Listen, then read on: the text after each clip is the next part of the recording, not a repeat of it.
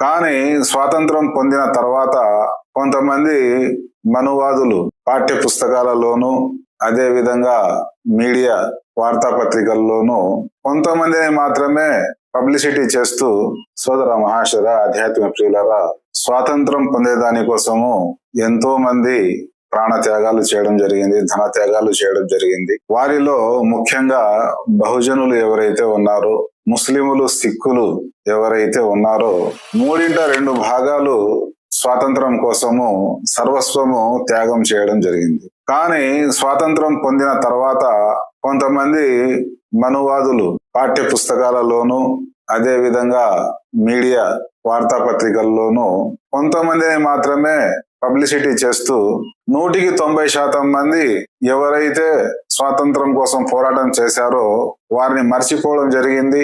వారి పేర్లు కూడా ప్రస్తావించకుండా పోవడం జరిగింది. ఎందుకంటే అగ్రవర్ణాల ప్రజలు, మనువాదులు ఎవరైతే ఉన్నారో వారి సామాజిక వర్గంలో 1% కూడా లేరు. కాబట్టి కొంతమంది పేర్లను మాత్రమే, గుజరాత్, నార్త్ ఇండియాకు చెందిన కొంతమంది ప్రముఖుల పేర్లను మాత్రమే, మహాత్మా గాంధీని, సర్దార్ వల్లభాయ్ పటేల్ గారిని, జవహర్ లాల్ నెహ్రూ గారిని, సుభాష్ చంద్రబోస్ గారిని, ఈ విధంగా ఇంకొక 10 మంది పేర్లను మాత్రమే చరిత్రలో హైలైట్ చేయడం జరిగింది. కానీ 190% మంది ఎవరైతే అమరగతి పొందారో, మరీ ముఖ్యంగా ముస్లింలు ఎవరైతే అమరగతి పొందారో, ముస్లింలలో ఒకరిద్దరు కాదు కాబట్టి లక్షలాది మంది, వేలాది మంది అమరగతి అయ్యారు. కాబట్టి వారి యొక్క ప్రస్తావన బహు తక్కువగా చరిత్రలో లిఖించడం జరిగింది.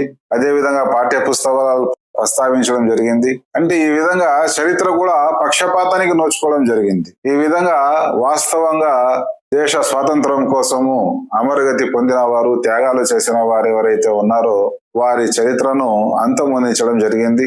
అగ్రవర్ణాలకు చెందిన ధనవంతులైన స్వాతంత్రం తర్వాత అధికారాలు, హోదాలు పొందిన వారి పేర్లు మాత్రమే నామమాత్రంగా చరిత్రకి ఎక్కడం జరిగింది.